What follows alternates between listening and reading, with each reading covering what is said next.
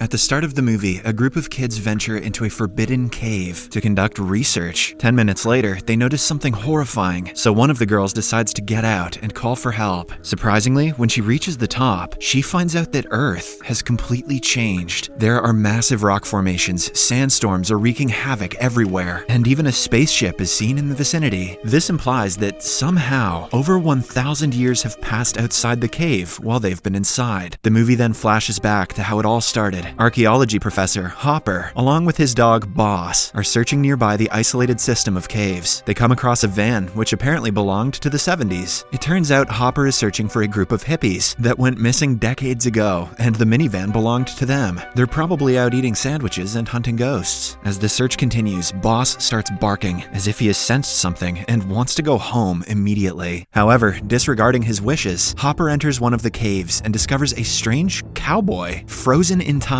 The man appears to be from a different era, which is evident from his clothing and gun. Taken aback, Hopper gets back in his car and drives back home. There, he is greeted by his two students, Taylor and Jackie, who are excited to start their new exploration trip. But to their dismay, Hopper tells them that the plan has changed, so he will be going alone now. Shortly after, he gathers all the necessary items and gets back to the cave. There, he discovers a strange layer that separates the atmosphere between the outside world and the cave. Although skeptical, Hopper enters the lair, and as soon as he does so, the frozen man starts moving. In the next scene, it has been 2 days since the students heard from their professor, so they decide to look for him. But since they don't own a vehicle, Taylor is forced to ask for help from a girl named Kara, who has a massive crush on him. Kara immediately agrees to bring her dad's Jeep, but only if she and her little sister Vives are also allowed to join in. To make matters worse, the archaeology students are compelled to take another kid, Furby, with them. Furby? As he and Vives are apparently shooting for their school project. After a while, the group arrives at the spot and discovers the abandoned minivan from before. On checking, they learn that the hippies the professor was looking for are none other than his parents. They ventured into the system of caves some decades back in search of the Fountain of Youth, but never returned. Then they discover a worn-out rope that leads them to a different part of the cave. Jackie follows the rope through a slender tunnel and finds out that it has been cut off. She also notices that the cave goes very deep, and it is possibly where the professor has been lost. Taylor asserts that the rope is too old to belong to Professor Hopper, but he nonetheless decides to get down and inspect the cave. The girls also decide to join him, while Furby is ordered to keep watch, as he is too scared of the dark. Come on, Furby, grow a pair. While climbing down the massive cave, Kara comes across the same strange barrier and informs Taylor that the temperature is different on either side of it. Despite this, they carry on with their descent until they finally reach the base of the cave. Following this, the movie cuts back to 2 days ago, when Professor Hopper has just entered the barrier. As he is slowly making his way through the cave, suddenly, he hears a scream from inside, followed by a terrifying howl. Alarmed, Hopper starts running back and reaches the entrance, where he notices the sunlight flickering in a strange manner. When he finally gets outside, it's already nighttime, despite him having been in the cave for merely 2 minutes. He then hurries to his truck but finds that it has been covered by overgrown plants. In fact, the whole area, which was once a desert, has been covered by dense forest, implying that decades have passed since Hopper entered the mysterious cave. Shortly after, he comes across Kara's dilapidated Jeep and Taylor's backpack, so he decides to get back into the cave to look for them. Back in the present, the group explores the cave until they hear the same terrifying howl that Hopper heard earlier. Scared that something is lurking in the dark, they decide to abandon their mission and head home. Jackie goes first, and as she is climbing, the rope is suddenly cut, causing her to fall from a decent height. As a result, she fractures her leg, while Taylor, who is trying to save her, breaks his arm. Then, Taylor tries to check on the second rope, but surprisingly, it has been cut as well. With this, they deduce that Furby has been messing around with them. An angry Taylor tries calling him from the radio, but the boy doesn't reply. By this time, the group has started panicking, and as they are brainstorming ideas to get out of the cave, a loud thud is heard in the background. It appears as if something fell from above. Scared, Taylor again tries to make contact via the radio, and this time a muffled voice replies, "Help me." Taylor asks about the man's identity, and to everyone's horror, it turns out to be Furby. When I was a kid, Furby scared the shit out of me too. Left with no options, the group decides to venture further into the tunnel until they come across a place where the sky is visible. Surprisingly, just like Hopper had witnessed earlier, the sun keeps flickering continuously, as if day is turning into night in the fraction of a second. But despite this, the genius Taylor believes that Furby is playing another prank on them with his flashlight. Oh, okay, Taylor, sure buddy. However, to their horror, when they continue inspecting the place, they find Furby lying dead on the side. His Kara's neck has been broken, and some nasty marks are visible on his face. The sight devastates the group, and they start fearing that someone is after them. When Taylor finds Furby's cut-off rope, they become sure of it. Fortunately, the group finds the little boy's GoPro still in working condition and decides to check what caused his demise. In the video, Furby is waiting for the group to return for days, but to no avail. He tries everything, calling them through the radio, screaming through every hole in the cave, and even throwing rocks for a hint, but never gets any response. When he gets bored, he wanders through the nearby area and comes across the hippies' minivan from the 70s, which has a journal inside of it. The journal mentions that the mysterious cave contains a fountain of youth, which can miraculously heal people or even bring the dead back to life. And this is the reason why Hopper's parents went into the cave, as his mom was suffering from a rare form of cancer. A few more days pass by and Furby has exhausted all his food and water supply. Assuming that his friends are dead, he decides to leave the place, but for that, he needs the Jeep keys from Taylor. Hence, he decides to climb down into the cave and retrieve them himself. But when he crosses the mysterious barrier, he notices the sky changing rapidly. Before he can make sense of the phenomenon, the rope snaps automatically, resulting in a deadly fall. This is the thud the group heard earlier. Once inside the cave, the radio starts working, so an injured Furby tries calling out for help, but unfortunately, this only draws the attention of some man-eaters, who arrive there and kill him mercilessly. The footage leaves the group in a state of shock, confusion, and sadness. They're perplexed as to how Furby spent days outside, while it has only been 30 minutes for them inside the cave. Now the group is desperate to get out of the place. Since Kara is the only one who is fit and not injured, she is tasked with free climbing her way out of the massive cave. Before leaving, Taylor hands her a beacon so that she can alert the authorities as soon as she gets a signal. After a bit of a struggle, Kara finally gets out of the cave, but what she notices leaves her dumbfounded. The area, which was once covered with dense green forest, has turned into an uninhabitable barren land, with sandstorms brewing in the distance. The oxygen supply is also very low, because of which Kara keeps on coughing. Scared, she climbs up to a rock and tries to get a signal on the beacon. As expected, Kara does not get any signal, but she notices a strange spaceship-like object floating in the distance, indicating that the time has moved on by several millennia. When she gets back into the cave, Taylor and the others are upset that she didn't even try. It turns out that while Kara was outside for a whole 30 minutes, only a few seconds have passed for the group inside the cave. Enraged that her efforts are not being appreciated, Kara shows her camera, which verifies her claim that she did in fact go outside. In the video, the strange deserted world and the massive sandstorms are all visible. Finally, Taylor deduces that, for some reason, the time inside the cave is slowed down, and every time the sun flickers, it means that one day has passed. Finally, about time these noobs figured that out. He adds that this is the reason why the ropes were being cut off, as the friction over the years made them fragile. Oh, I hadn't figured that out. Hearing all this, Vives decides to rewatch Furby's footage once again, and when she does, she discovers something shocking. In one of the frames, the sky is changing its color, with the dark sky being the winter and the light one summer. This concludes that every second inside the cave is not a day outside, but in fact, an entire year. The revelation terrifies the group, and they become even more desperate to escape. Once Kara gains her energy back, she again attempts to get out of the cave, but just then, a futuristic-looking ladder is thrown in out of nowhere. Then, a giant alien-like figure starts climbing down, prompting everyone to back off. When the alien reaches the cave, suddenly, a barbaric man-eater attacks him. A fight ensues between the two, but the giant alien easily subdues and ties up the man-eater with a high-end electronic device. Then he starts going after the group, causing them to flee in terror. After a while, Taylor and the gang arrive at a mysterious place where a group of man-eaters are devouring their recent victim. It appears to be the same cowboy from the start of the movie. Unfortunately, the man-eaters notice the humans and begin chasing after them. In order to buy others time to flee, Taylor makes the ultimate sacrifice and fights the beasts alone. Sadly, he is of no match, and the man-eaters brutally finish him off. Once they leave the place to chase after the others, Kara sneaks inside and is devastated to see Taylor laying dead. As she weeps in despair, the giant alien approaches the two and drags Taylor to a small pool of water, which appears to be the fountain of youth. Lo and behold, he comes back to life, and the myth which was always laughed at by others turns out to be real. But before the group can rejoice, the man-eaters return and start attacking the giant. This time they outnumber him and even manage to take his helmet off, which leaves the giant gasping for air. Luckily, before he can be finished off, Kara and Taylor help him out and eventually trap the man-eaters with his equipment. After the altercation, the couple tries to help the giant up to his feet, but they fail. It appears as if the oxygen inside the Earth's atmosphere is poisonous for him, causing his internal organs to fail. At the same time, Vives and Jackie also arrive there and notice the devastation lying around. Before dying, the giant displays a news report about the group's disappearance experience from several millennia ago. He also shows them many other clips which indicate that the living conditions on Earth have become uninhabitable, so the humans have left for another planet. A special spaceship called the Ark is responsible for transporting the humans, and it is the same object that Kara had seen earlier. After providing all this information, the giant passes away. In the next scene, as Taylor searches the cave for more clues, he suddenly comes across Professor Hopper lying injured on the floor, but what he sees next shocks him to the core. In front of him are several other layers of time, which move at even slower rates. In the first layer, Hopper's parents are frozen, while in deeper layers, several prehistoric men are fighting one another to seize the Fountain of Youth. Hopper then explains that the whole system of caves is designed to keep humans out and other organisms from using the Fountain of Youth. Taylor tries to escort him back to safety, but Hopper insists on staying there. Shortly after, Taylor returns back to his group and puts the dead Furby into the Fountain of Youth. Jackie also heals her injured leg there, but just as they are about to leave, the barbarians again surround them. With nowhere to go, the group decides to use the high-tech ladder from the alien. Kara goes first, but when she reaches the top, she finds out that the entrance has been filled with water. Suddenly, a creature yanks her up, much to the horror of the remaining group. Now, Taylor and the others are in a perilous situation. If they go up, the creatures will kill them, but if they back down, the barbarians will eat them. A few seconds later, a fully transformed Kara returns to the cave and pulls everyone with a high-tech rope. A while later, she also pulls Furby, Professor Hopper, and his parents. It turns out that the creatures that pulled Kara earlier are actually human beings that evolved with the change of time. And despite Kara having been gone for mere seconds in the cave, she in fact lived several years outside. In the final scene, the group is brought to the Ark, which is on its course to look for a new planet to live in. The Ark is being controlled by evolved creatures who speak a completely different language. The movie ends as the spaceship blasts into space, leaving the blue planet behind